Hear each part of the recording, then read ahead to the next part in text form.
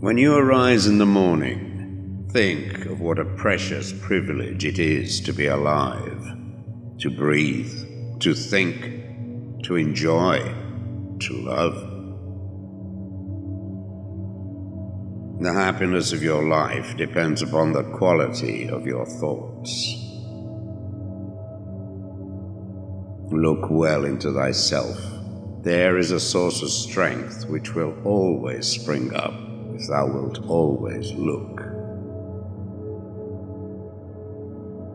Do not indulge in dreams of having what you have not, but reckon up the chief of the blessings you do possess, and then thankfully remember how you would crave them if they were not yours.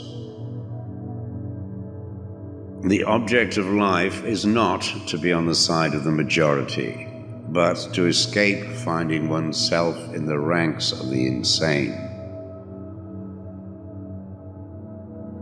Here is a rule to remember in future when anything tempts you to feel bitter. Not, this is misfortune, but to bear this worthily is good fortune. Accept whatever comes to you woven in the pattern of your destiny, for what could more aptly fit your needs? You don't have to turn this into something. It doesn't have to upset you. To live a good life, we all have the potential for it if we learn to be indifferent to what makes no difference.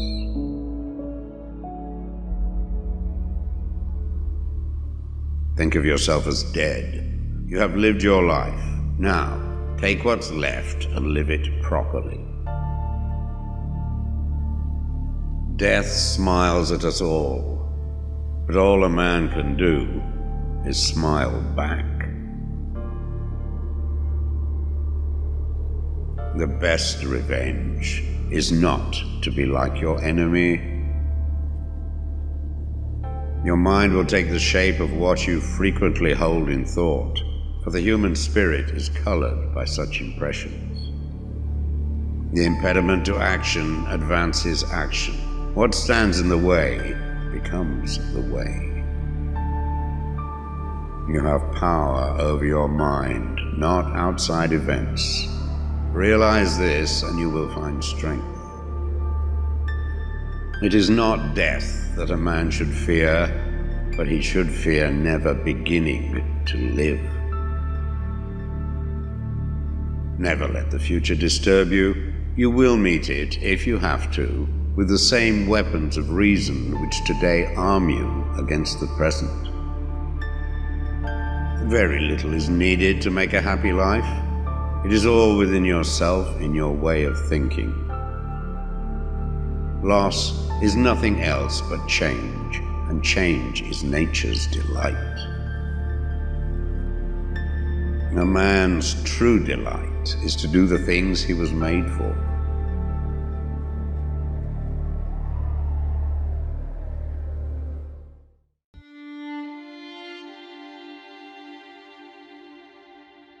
True happiness is to enjoy the present without anxious dependence upon the future. Not to amuse ourselves with either hopes or fears, but to rest satisfied with what we have, which is sufficient. For he that is so wants nothing. Begin at once to live, and count each separate day as a separate life. It is not because things are difficult that we do not dare. It is because we do not dare that things are difficult.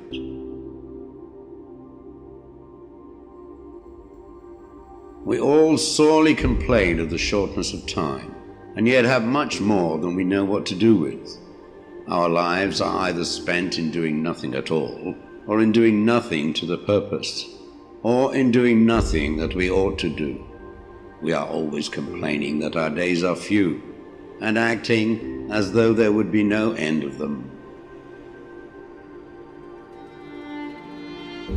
A gem cannot be polished without friction, nor a man perfected without trials. The bravest sight in the world is to see a great man struggling against adversity. Every night, before going to sleep, we must ask ourselves, what weakness did I overcome today? What virtue did I acquire?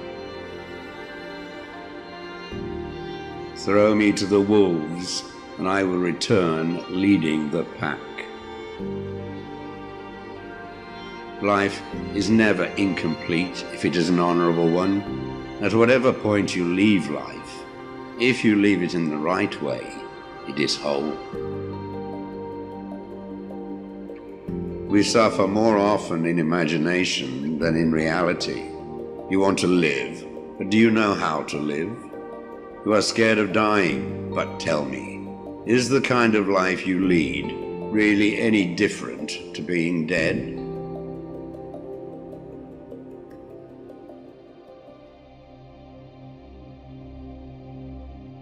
The greatest blessings of mankind are within us and within our reach.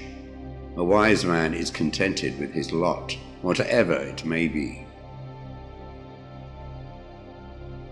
Man is affected not by events, but by the view he takes of them. As is a tale, so is life. Not how long it is, but how good it is what matters. Sometimes even to live is an act of courage. If you really want to escape the things that harass you, what you're needing is not to be in a different place, but to be a different person. Until we have begun to go without them, we fail to realize how unnecessary many things are. We've been using them not because we needed them, but because we had them. He suffers more than necessary who suffers before it is necessary. Hang on to your youthful enthusiasms. You'll be able to use them better when you are older.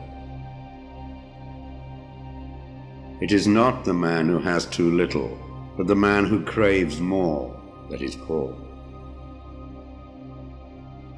If a man knows not to which port he sails, no wind is favorable. Luck is what happens when preparation meets opportunity.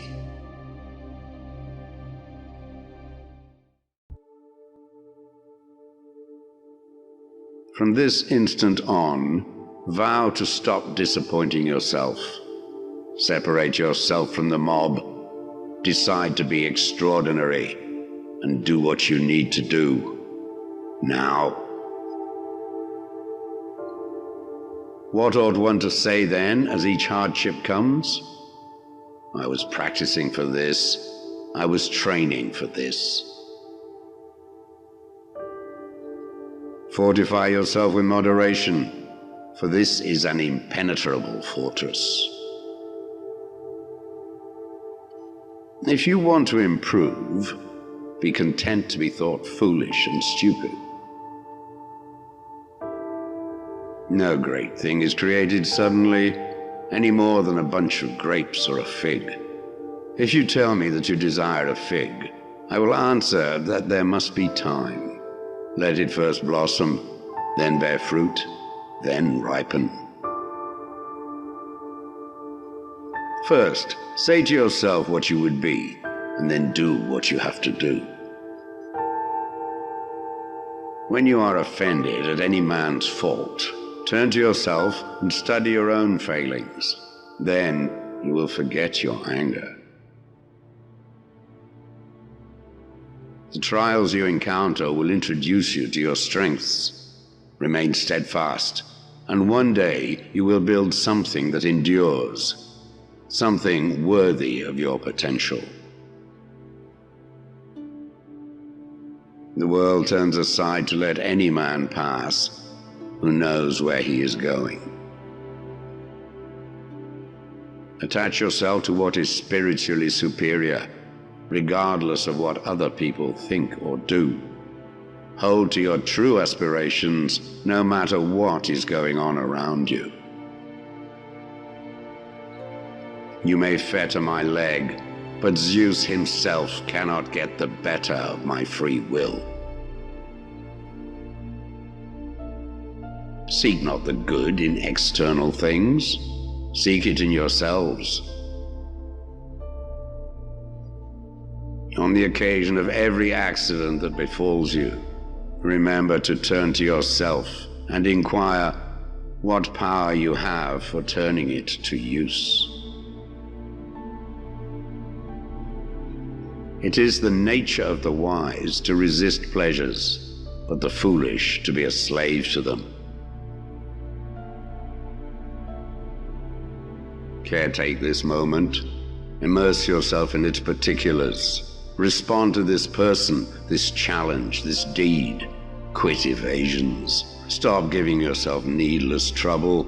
It is time to really live. If you want to be a writer, write.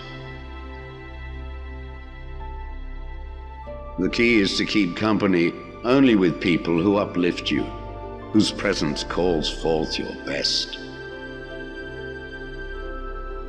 Be discriminating about what images and ideas you permit into your mind. No man is free who is not a master of himself. If anyone tells you that a certain person speaks ill of you, do not make excuses about what is said of you, but answer, "He was ignorant of my other faults, else he would not have mentioned these alone." It is impossible to begin to learn that which one thinks one already knows.